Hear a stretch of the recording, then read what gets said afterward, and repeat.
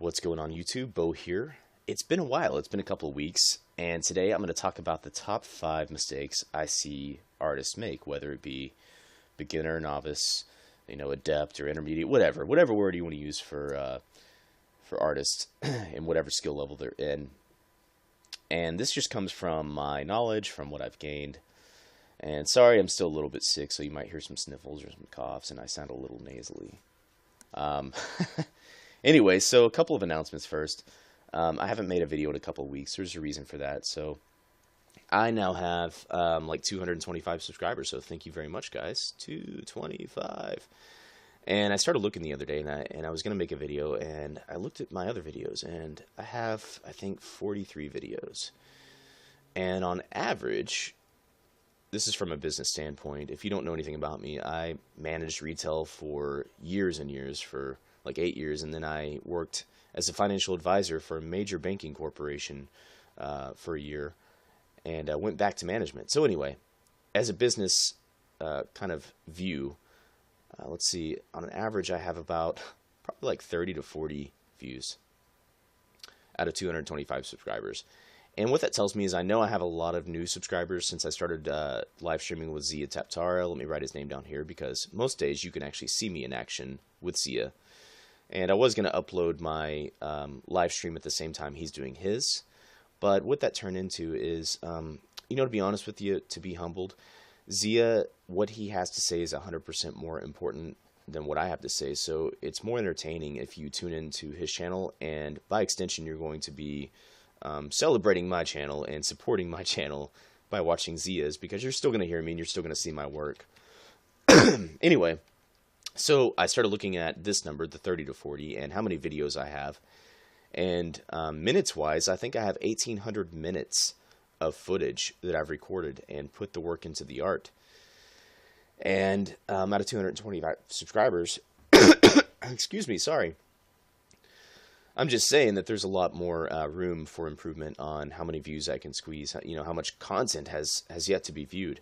So if you have questions about which oh my god, I'm going to die. Which method to use on certain things, if you want to learn how to draw dragons or samurais or, portraits. I've got portraits coming out of my butt on drawing. Go back and look at some of these videos, because I guarantee you there's some stuff you haven't seen. And I'm not narcissistic where I'm like, you have to watch all my videos before I make more. I'm just saying there's a lot of content that is yet to be viewed. I should have really gotten some water before this. Anyway, so that's why I haven't made videos in a while, because there's still some room for improvement. Why is this lagging? Oh well. Zia Taptara. Go watch him. Go watch us. Is this going to lag still? Okay, we're good. So the number one thing I see from people, and this is going to be kind of off the seat of my pants. I'm not going to edit this much, or else I probably would have edited out my coughing attack that I just had. So it's knowing which brush to use, your brushes, and when to use them, which instance calls for which brush, okay? So let's visit my old brush panel here, and let's take a tour. Check this out. Look at all my brushes. You are probably thinking that I have a brush for anything. I want some grass, there's a brush for it. I want some flowers, there's a brush for it. Let's come down here. I want some birds, there's a brush for it. Or what is that? Is that birds? I don't even know. Oh yeah, I guess it is. So realistically, I use one, two. I don't even have them like arranged to where I use them. I use this and then like a soft brush for lighting. Where's my soft brush at? Right here, Mr. 500, and I just kind of adjust the size of this thing. And that's kind of the number one thing that I see. And when Zia live streams, he gets this question a lot. Which brushes do you use? Really, all you need to do, if you're beginning or if you're intermediate, is get good with what Photoshop gives you. It's going to give you a round brush and a soft brush, and get good with those first. Because it's pointless to go and try to draw a big scene and use all these special effects brushes when you don't understand the art or the technique that's happening underneath those brushes, or the layers, or the instances that call for different distances and stuff. And this is one of the biggest things that I see with artists, is they'll come in right away and they'll have this beautiful putrid sorry, that was terrible, portrait drawn, and it's like completely with the soft brush. And the number one important thing when you're drawing something is to have a good silhouette read, because people are going to be looking at your art piece from, holding it out from their hand or from their tablet or from the computer screen. They're not going to be zooming in way up there to where they can see every little pixel. So the most important thing from an art piece and character perspective and landscape and anything is the thumbnail read and how good it reads from a distance. So when you're drawing a character and you're drawing his head, and maybe you're drawing a knight, and here's his shoulders, and you're looking at him from behind maybe or whatever, and he's got his arm out. Okay, this is really bad. Anyway, so the point being is this has defined edges. This is readable. Your eyes start to see things happening. Maybe this is his visor. Maybe he's got spiky helmet things.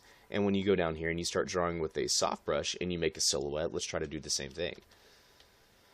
Okay, you can do it, but it's so blurry you can't tell what's going on. And when people use a soft brush instead of a hard brush, it's a couple things happening in their head. First off, it's just the knowledge. They lack the knowledge, the know-how. I forgot how to spell knowledge, right? Okay, there we go. God, that would have been kind of embarrassing, but whatever. It's the knowledge. And then the number two thing that's happening is fear. I feel like we're kind of in a classroom right now. So it's fear. It's the fear of unknowing and the fear of stepping out, and the fear of not knowing, and stepping out and trying something new. And that's what art is all about, is trying new things, trying to see what works and locking it in and perfecting it. And when you consistently roll back and continue to use one brush for everything, it's a product of fear, of not knowing and being scared. Okay? Does that make sense to everybody? If you have any questions so far, put them in the comment box as I go along, because I'm recording this live. It's not a live stream, but I'm recording this live. So actually, I don't even know what 2 through 5 were. I kind of thought about them last night in bed, but forget. I think number 2 would be, let's see, do I have my right brush on here? Maybe I should use a soft brush and get my point across. Critiques. So, apologize for the coughing again. We'll just have to make it through it. So critiquing and critiques and handling critiques and giving critiques and all this stuff. So I'm a part of like 3 or 4 Facebook groups that will critique you hard. You can put your best artwork on there. And the point is to get good feedback and to make yourself better as an artist. And the number one thing I see is people will paint something. So let me, good God, I'm so sorry. I'm coughing all over the place. Let me mute my mic real quick. Yeah, I had the flu for like a week, for those of you that don't know, so it's another reason why I didn't upload. So let me bring out this Star-Lord piece that, I don't want to say I'm proud of, but it's decent enough work. So what I see is people will do something like this, and they'll post it on Facebook or Instagram right away, and I do those things, whatever. And they'll say, my newest piece. They'll put that on there. My newest piece, smiley. And then they will wait for those likes to come in.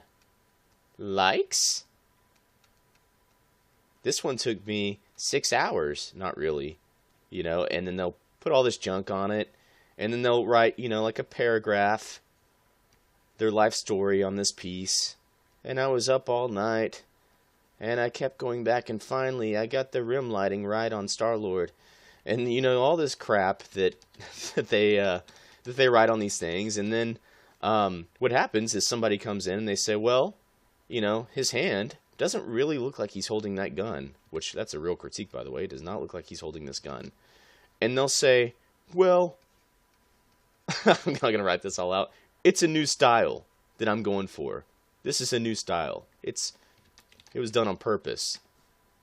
And then the other person will say, well, this is a critiquing thread. You come in here for critiques to get better.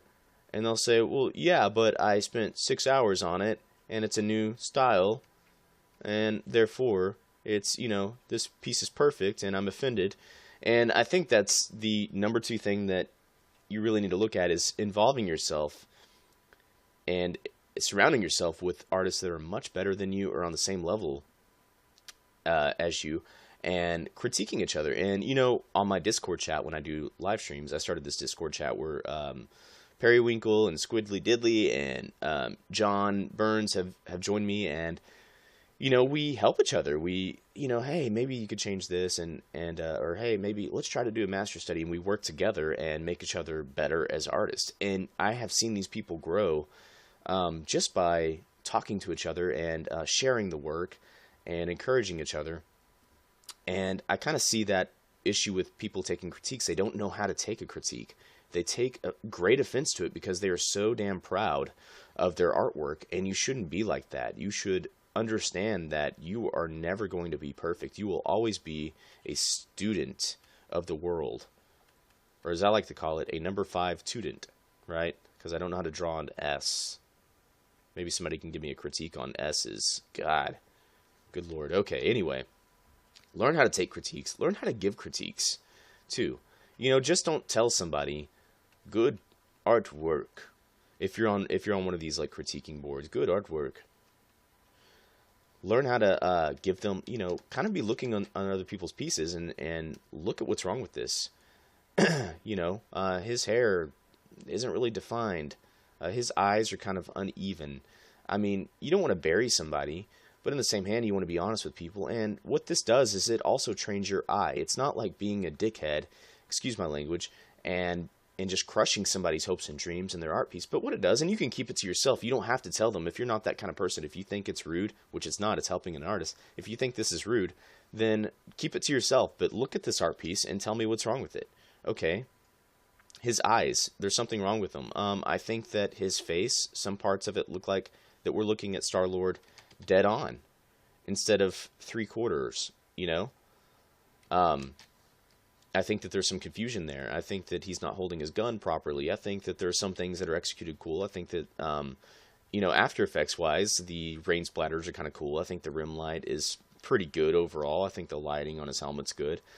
Some wrinkles in his clothes could use some work.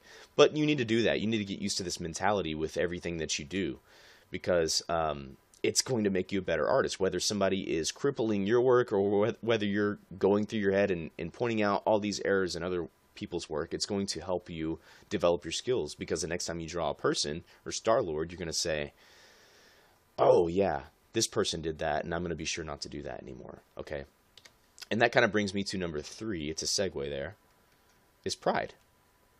I think that is it Istabrek? I don't really watch her a lot, but I think it's Istabrek. Let me try to spell her name. I can see it in my mind. Istabrek. She's pretty damn harsh on people, and it's funny because she's absolutely right. She's 100% in the right. But people will paint these things, and let me see. Let me point one out. Let me see. We can go down all my stuff here, and let's pull out Tyrion Lannister from my live stream. This is a quick sketch. I think I did this in an hour, but people will be so prideful of it. Look, I drew Tyrion. And in the books, he doesn't have a nose, and I did that on the Peter Dinklage. I don't know. They'll go on, and they'll write paragraph and paragraph and paragraph and paragraph, thinking that this will justify the faults that you see in this. They will automatically defend themselves before anybody has had a chance to look at their art, and that's sorry, my dog's scratching his something. I don't want to tell you guys. That is a byproduct of pride. And pride is something that is very dangerous. That is also something that leads to having, I think I kind of talked about this just now, but, going for the likes and stuff like that. And while it's important to boost your confidence, which we'll talk about next, you don't want to get too prideful and ignore things. And I think that's another thing that I see is just these people don't want to learn. They don't want to learn new things. And this is kind of redundant. I realize that it's redundant of my last point, but it really is kind of a hand-in-hand kind of thing. That you get so much pride and you're so satisfied and content to where you've made it that you're kind of done. And the truth is that out there are millions of people, millions of aspiring artists that are already taking the commissions that you could be making, but instead you are too proud of this piece and you're too stuck on it and you want to get 100 likes, and you're not going to get any better. That's just the fact. You're not putting in the 8 hours, the 12 hours a day of drawing and making this your profession and your career that these other people are doing. and you're not going to go anywhere. And that just sounds really rude, but it's a byproduct of how business minded that I am. That, and it's true, for every minute that you're not practicing, there's somebody out there that's doing it. If you didn't get the job and somebody else did, it doesn't mean that your interviewer was a jackass and they don't know me. It just means that somebody else interviewed better than you, or they put in the time and learned a skill or a trait that you didn't. And if you're a victim of circumstance, you should be working on changing those circumstances that you think that you're a victim of, okay? This has turned into kind of a rant, and I know that it's kind of blunt, and I'm not meaning to sound mean, but these are just, when you're trying to make it as an artist, it can't be a hobby, guys. It cannot be a hobby. Actually, I'll save that for later. I'll save that for number 5. Look, we'll come down here and we'll write. I'm going to write Hobbit because it's a funnier word. Okay, so number 4 is, what did I say? I was pride, and then your self-esteem and confidence. So, you might be thinking, oh my God, I feel like I'm buried in the ground right now because he's talked about brushes and, critiques. I don't know how to take critiques. I'm too prideful in my work. And then here comes confidence. And hold on one second. Excuse me there. Had a cough. So confidence is equally as important as pride. And the reason being is because you need to be confident in your work. And there are a lot of people out there, they're great artists, and they're better than me, and they still haven't done commission work. And I get the question quite often is, when should I start doing commission work? Whenever you want. You're going to be drawing something that somebody that's not an artist is, or not capable of those skills, is going to be very impressed with. So you need to get that off the ground as soon as you can. Charge people and, make it a reasonable rate and start locking that in and building your own business as a freelance artist. The confidence as far as posting your pictures and getting your work done and stuff like that and rated and liked and, what is it? Facebook has smiley and wow faces and heart, things now. That's important too, but I'm friends with a couple guys, and one of my favorites, he's so motivational, Ahmed Aldoori. I know everybody here has heard of him, but he told me something about confidence, and we were talking, and he said that the second that you start going for likes on Facebook or wherever is the second that you start losing your creativity. And that couldn't be further from the truth. And he's actually talked about this in several of his podcasts, where that if you're drawing something just to impress somebody else, then you're not really drawing. Then what's the point? It kind of goes back into our early years where, we would just draw with a bunch of crayons on a manila sheet of paper, and, you just kind of let your imagination run loose. I would draw people parachuting from the sky, and there's a war down here, and Sonic the Hedgehog's involved for some reason. And those days are kind of over because we are so concerned about getting those likes. Our pride gets in the way. And it's kind of an internal battle between confidence and pride. So you have to be confident in what you're doing, and you want to put your stuff out there. And you want to see how it's received so you can get critiques on it. And you want to know how you're doing, right? It's a natural part of growing as an artist. And turning it from a hobby to a profession, which we'll get to here in a second. But these are just kind of my thoughts live. I didn't want to edit this because I wanted to talk from the heart and kind of tell you what's on my mind. And when you start getting into editing, you want to get into like what, you start getting into like getting your best takes and stuff like that. And this is how it is. These are the 5 things that are going to lead you to the success of learning the balance, of learning these steps and realizing where you're at and realizing where you need to go next. And confidence plays a big role. You want to get likes on your stuff. I mean, there's nothing wrong with that. I want to make that clear for, right now, that post your stuff on Instagram, whatever.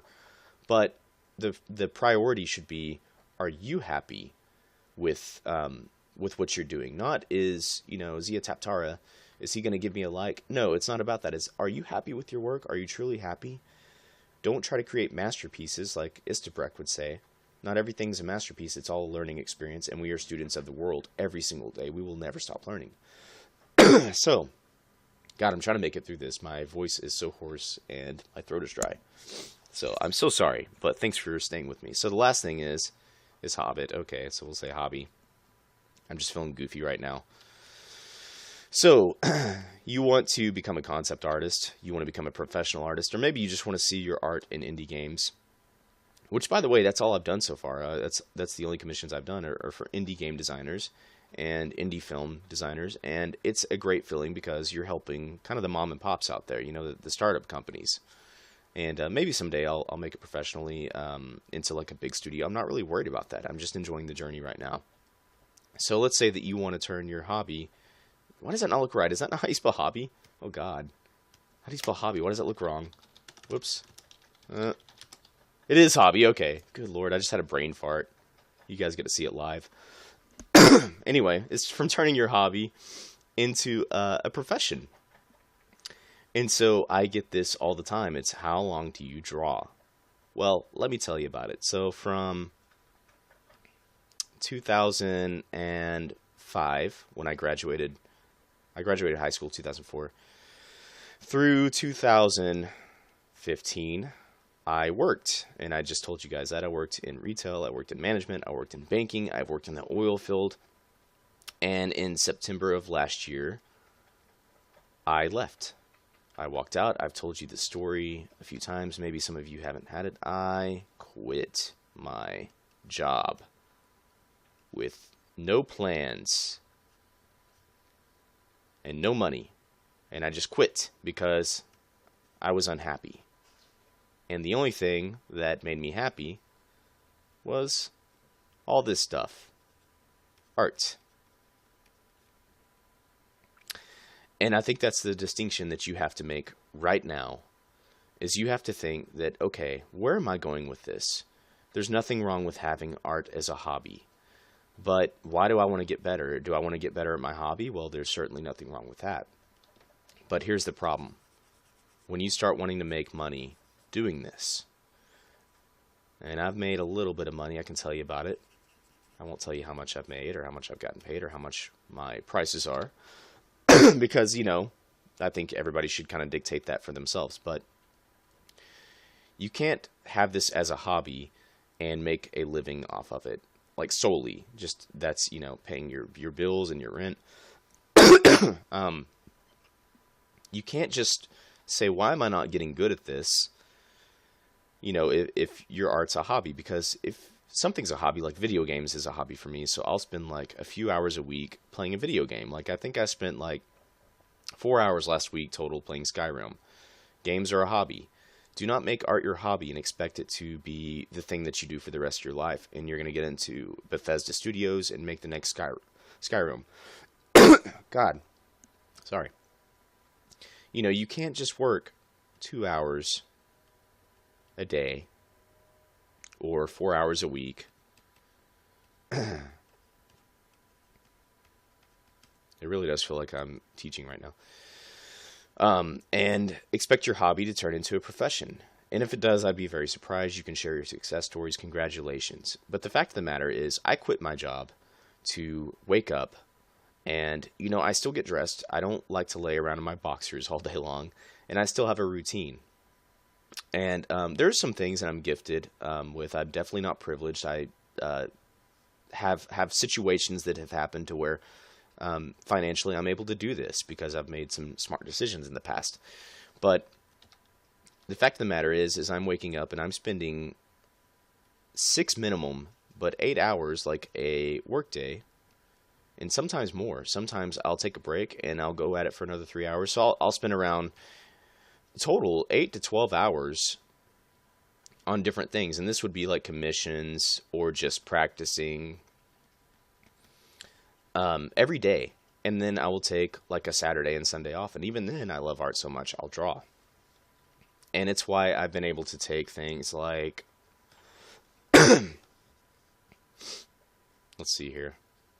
Here you can see like all my work here. It's a mess. I mean, and there's a lot of stuff. So it's why I've been able to go from February last year, this monstrosity, to, I don't know, something like this, which was in a video game.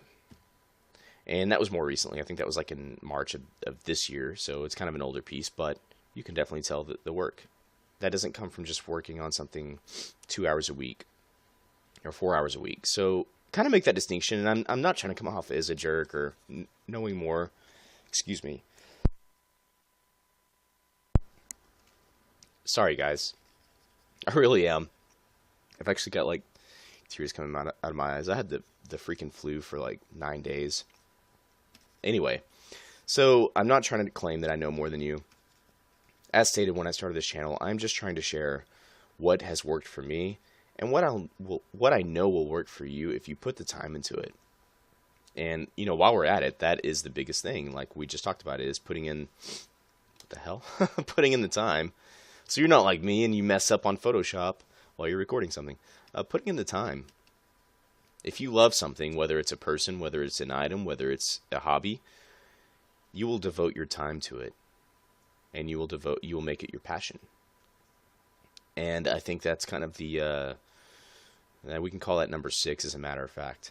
So I hope this helps you, and I hope it didn't come off as too harsh. But that's kind of how I am whenever I get in the management mode, is to just get things done, and that's kind of how you have to think about it. You have to stop getting so butthurt about everything.